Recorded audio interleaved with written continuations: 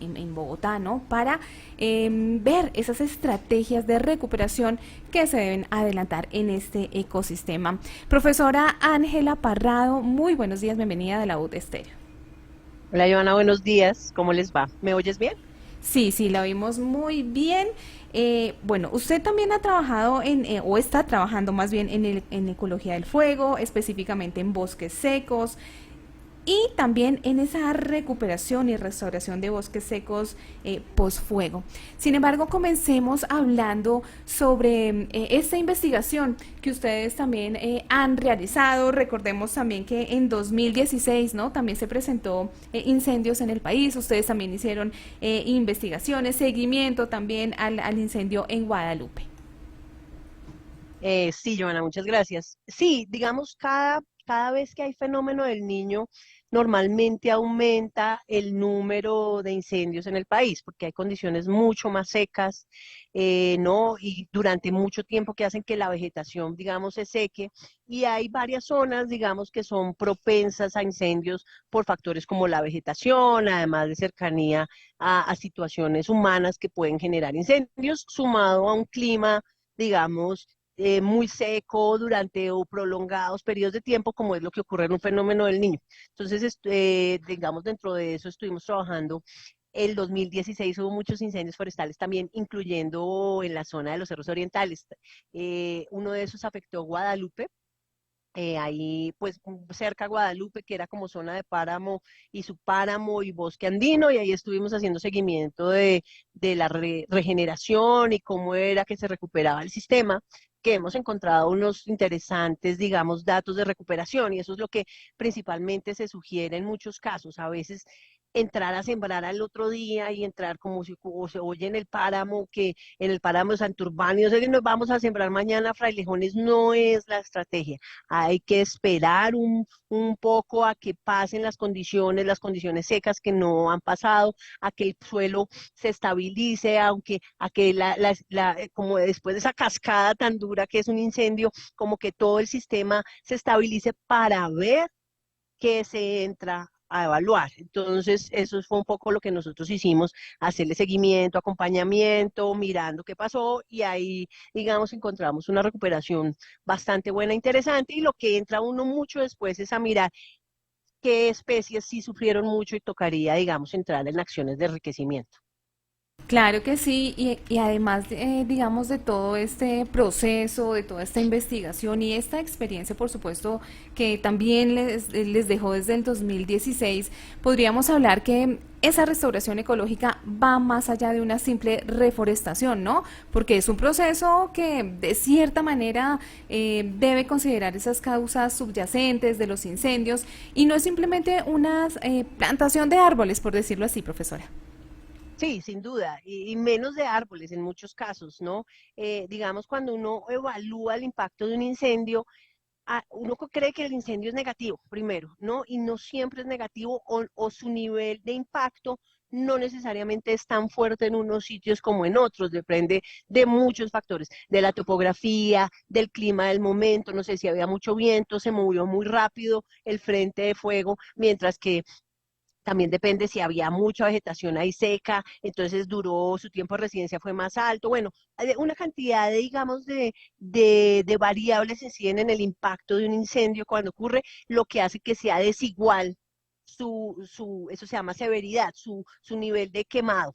Lo que genera el quemado. Y ahí hay que mirar cómo responden diferencialmente sitios. Hay sitios que de pronto su quemado no fue tan alto y entonces hay que dejarlo tranquilo, pero hay otros sitios que su quemado fue altísimo y quedaron puras cenizas, entonces ahí toca estabilizar suelos con herbáceas, no necesariamente con árboles, entonces ahí no, es más con herbáceas que son las que ayudan a estabilizar el suelo, no, hay otros lados, incluso con obras civiles en algunos casos, que es muy fuerte y lo que genera después, como vienen las lluvias, son procesos pues erosivos muy fuertes, entonces cada sitio, digamos, es diferente y en ese sentido las estrategias de restauración, pues miran, los impactos, los niveles de daño causados también, qué tensionantes y qué situaciones acrecentarían o afectarían o no acrecentarían el daño o la recuperación, ¿no? Que hay alrededor también que incida en su o lenta recuperación. Entonces hay que mirar todo eso y hacerle seguimiento en el tiempo también, porque a veces hay una mortalidad importante, a veces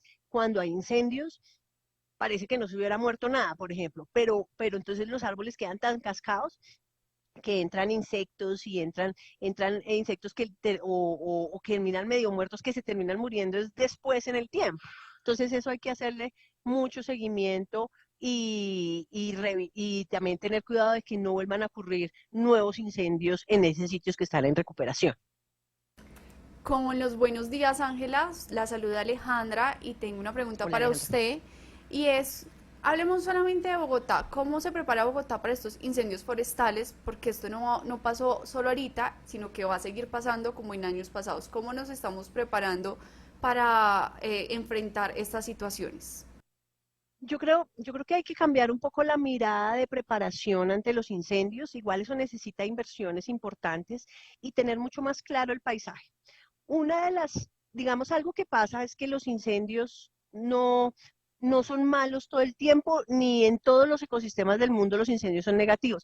Hay unos ecosistemas incluso que tienen unas relaciones, el fuego ha estado en la historia del planeta toda la vida y en algunos ecosistemas las plantas y los ecosistemas necesitan estar quemándose cada cierto tiempo. Eso no implica que sea cada año, pero sí con una frecuencia. Esas plantas de ahí son altamente atractivas al fuego porque les gusta quemarse, se regeneran cuando se queman.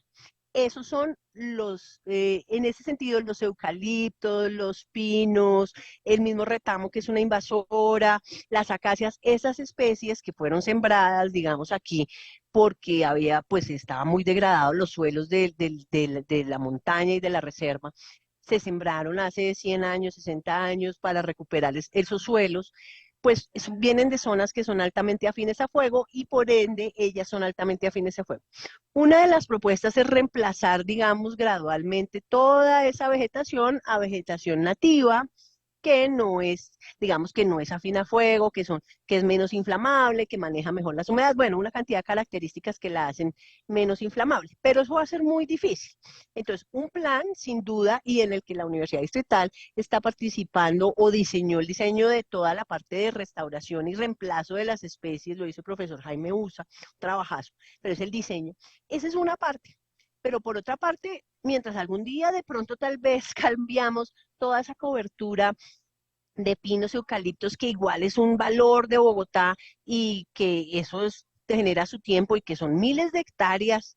Bajo esas características hay que generar otras medidas que hablan de reducción de combustibles, de diseño de paisaje para que, digamos, aislemos o no generemos situaciones tan inflamables, de empoderamiento de la comunidad en función del manejo de su paisaje, de gestión, digamos, comunitaria, porque muchos predios son privados, entonces hay que gestionar esos predios para que se vuelvan menos inflamables, ¿no? Hay que una cantidad de actividades que no puede estar solo basada en la extinción, que es un poco lo que yo veo que ocurre en Bogotá, que estamos pensando solo en extinguir, hacer una campaña de divulgación diciendo no quemes colillas, no prendas, no sé qué, que pues es, digamos, no es directa en su acción, sino que es de advertencia y de divulgación, que me parece un poco inefectiva, pues su impacto es menor, y alistar, los bomberos de Bogotá son unos duros y son de los más, no alistar a los bomberos de Bogotá para que apaguen el incendio. Yo creo que hay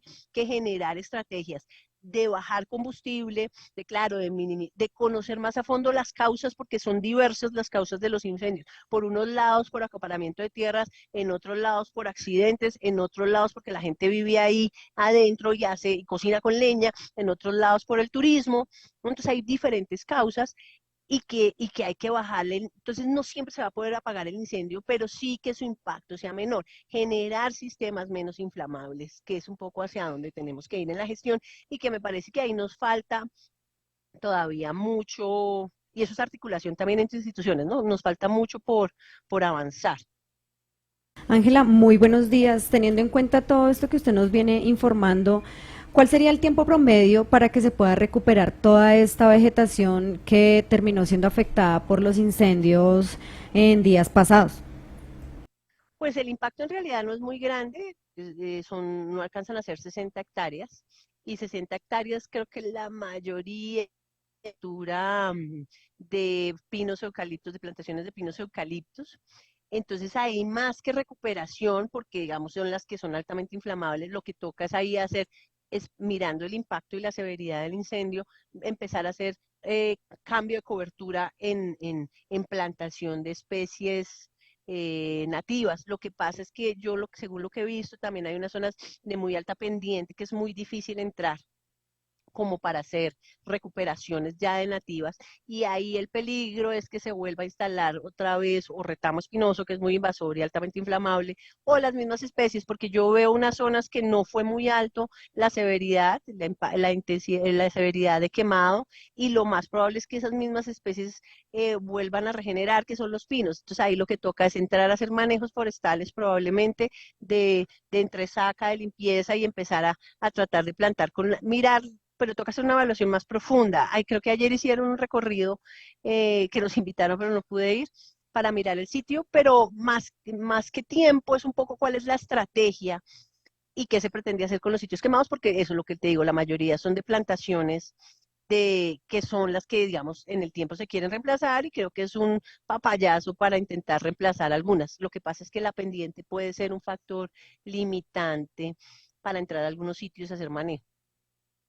Profesora, la CAR anunció que con base en esos estudios realizados también por la Universidad Distrital, también participa la Universidad Javeriana, se va a hacer una evaluación de las hectáreas y de las especies afectadas. Es decir, ya comenzó ese plan de acción, digamos, de esas estrategias que se van a tomar. Sin embargo, ¿cuál sería ese camino técnico, ese camino científico que se debería abordar? Pues lo que te digo, ¿no? Digamos, ese estudio de la Universidad Distrital, que es divino, lo que pasa es que no se mide en la franja de acuación, que es la zona que tenemos aquí, digamos, sobre la montaña, sino el estudio de la Distrital es con el acueducto que tiene buena parte de los predios, una parte como 6.000 hectáreas, algo así. La parte de acá está más en jurisdicción de Bogotá y del Jardín Botánico, y bueno, hay unas partes con la CARES, que ahí hay, digamos, una complejidad, porque hay varias instituciones, que es un punto importante, que se articulen y hagan estrategias conjuntas, ¿no? Ese es como, yo creo que el principal reto, digamos, desde lo administrativo, es la articulación entre las tres entidades que están administrando y tienen incidencia en toda la Reserva Bosque Oriental. Por otro lado, es lo que te digo, hay que evaluar la severidad de quemado, no el nivel de impacto, porque dependiendo de los sitios y de las zonas va a haber necesidad de utilizar ciertas especies, en otros puntos no va a ser posible, digamos, acceder, y hay que mirar qué iniciativas, otros sitios con una gran erosión, de pronto hay que estabilizar suelos primero con ciertas iniciativas. Entonces yo creo que hay varias rutas. El trabajo de la distrital diseñó varias alternativas, digamos, de restauración, y varios modelitos de restauración, que es súper lindo aplicado a diferentes sitios. Creo que viene todo eso, pero el problema también que hay que tener muy claro es que algunos predios son privados, y eso hace que la dinámica, digamos, de recuperación también sea diferente. Entonces tiene como varios enfoques, no solamente desde lo técnico de qué especies sembramos y la combinación de especies adecuada para el nivel de quemado que tiene el sitio, sino también unos aspectos sociales y unos aspectos, digamos, administrativos que tienen que, que articularse. En este caso, lo que te digo, pues acá fueron, bueno, está lo de Entre Nubes, que también es el parque Entre Nubes, que ahí hay un conflicto importante social, y eso, pues, eso si no se maneja igual, es muy difícil manejar una restauración, si ese conflicto igual está ahí, mientras que en las zonas, digamos, del cable, pues el conflicto social es diferente, ¿no? La vieja es otra situación. Entonces, no creo que haya una sola fórmula en realidad, ¿no? Sino varias miradas dependiendo de los sitios. Y es que es una reserva muy grande igual. Porque es tan importante, profesora Ángela, que la academia pues haga parte de este tipo de investigaciones para, digamos, esos desafíos que enfrenta la ciudad o cada territorio. Yo creo que son varias razones. Primero, porque no hay una sola fórmula. Entonces, y en ese sentido, pues la academia y la investigación lo que averigua son diferentes fórmulas, diferentes miradas. La restauración no es solamente una receta para hacer un ponqué y ya se distribuye, sino que hay que hacer ensayos en el conocimiento de ecología del fuego y de la restauración. Hoy en día se está hablando mucho más de restauración inteligente, y restauración inteligente que sirva para el futuro y que en el futuro, en escenarios de cambio climático o de mayor sequía o de mayor intensidad de incendio. Entonces, no solamente podemos estar pensando en recuperar lo de hoy, sino en pensar que lo que estamos recuperando no sea tan inflamable, por ejemplo, o sea menos susceptible a las sequías. Un poco hacia dónde va la restauración, que en un futuro tengamos escenarios de amortiguación, porque las condiciones climáticas sí están cambiando. Entonces, estar pensando en cómo manejar esos bosques en situaciones futuras de modelación. Y es por eso también que entramos nosotros, probando, ensayando, no evaluando diferentes cosas. Y otro aspecto importante también de la academia es el monitoreo y el seguimiento. La academia prevalece. La academia aquí estamos, no nos vamos, no somos producto de una administración, porque las administraciones son temporales. Entonces entra una alcaldía, tiene una idea 4 años y llega otra y tiene otra idea otros 4 años. Acá nosotros prevalecemos. Claro, la financiación es algo importante, pero el seguimiento, el monitoreo, pues estamos en la academia y hay escuela y se genera continuidad. Entonces creo que son varias miradas de por qué la academia y hace investigación, por ejemplo, eso en rasgos de inflamabilidad, que no se tiene mucha información, en qué nuevas especies en función de alguna adaptación podemos proponer. Entonces, creo que tenemos esa posibilidad de averiguar mucho más a fondo razones y por otro lado también ensayar más, ¿no? Pensaría que es por ahí. Bueno, pues muy importante que la Universidad Distrital haga parte de estas investigaciones y que por supuesto esté involucrado en todo lo que tiene que ver con las afectaciones también que hay en nuestra ciudad. Profesora Ángela, muchísimas gracias por acompañarnos en la UD Estéreo y hablarnos también de este trabajo tan importante que hace nuestra institución. Listo, no, muchas gracias a ustedes por invitarme. Bueno, ya son las 9 de la mañana, con 36 minutos. Estábamos hablando con la profesora Ángela Parrado. Ella es docente, investigadora